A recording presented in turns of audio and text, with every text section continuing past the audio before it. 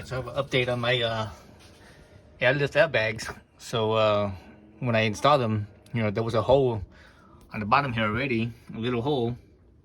So I was using that. I think that hole was too small. The diameter was just too small. And it was big enough for the hose and the nipple to go through, but it was, because the thing is, as the suspension, it's working and it's it's moving in its travel and everything, going through its travel. The airbag probably moves around a little bit because this airbag. I'm just gonna take this off. This airbag here, you see it's as it fills up with pressure, it expands, so it's not as loose.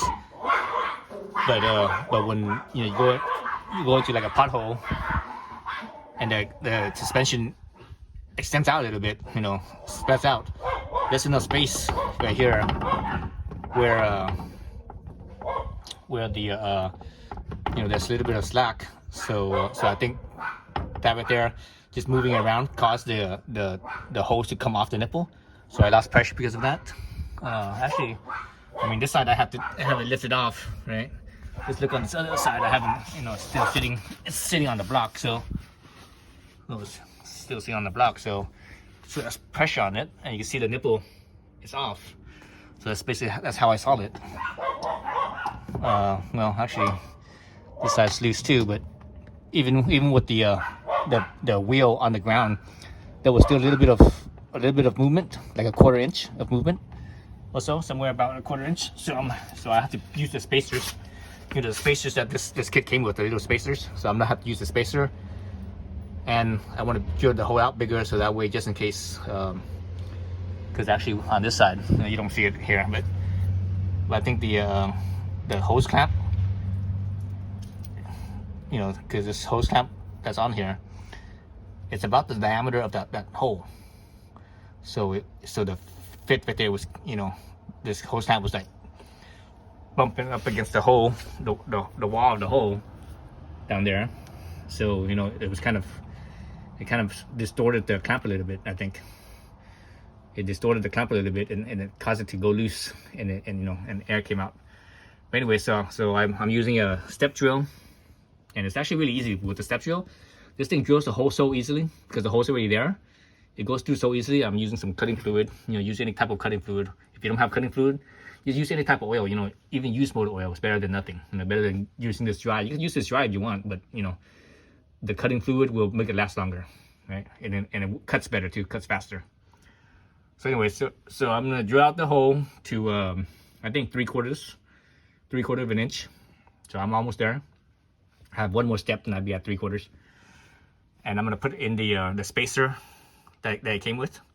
So take out the slack, then I could put it all back together and it should be okay. But so far the airbag itself is holding pressure, so I don't see any split.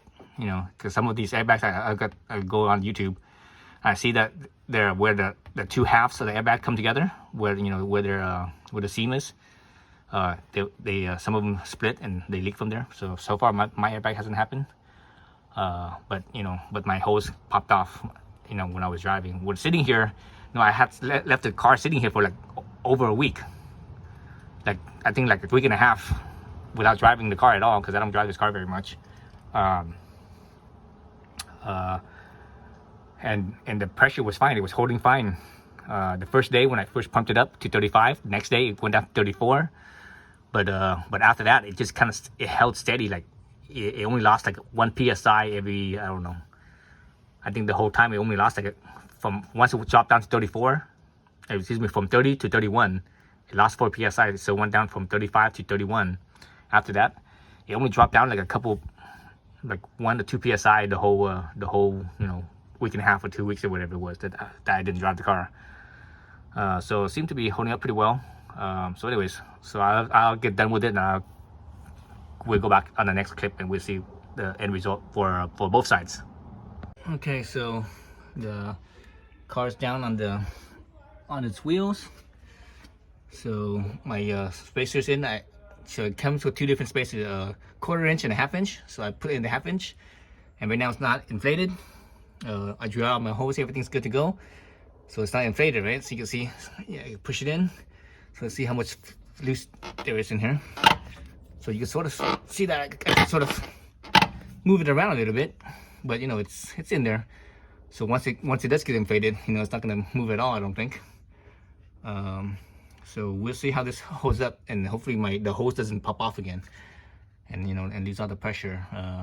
But I think it's okay like this. Now I can't.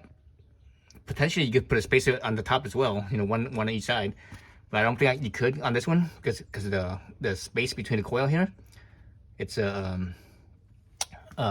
let's say you go over a pothole, go over whatever, and let's say the suspension extends, then if the suspension extends, the top spacer will be floppy, and there's enough room here that it could basically dislodge from that spot, and you know, and comes out basically. So I don't think there's a reason to put the spacer up on top. Just the one on the bottom, because the bottom ones, you know, because the hose goes through there and the nipples there, so it holds. And I think it's good right now the way it is. So anyways, there's the muffler side, passenger side, which is all done, and the driver side, which is all done as well. So I'm just gonna pump it up and see what happens. All right, so here's the airbags. I just did a, you know, filled them up to 25 psi this time. And I drove around, and they're still holding pressure. Okay, so it seems to be okay now.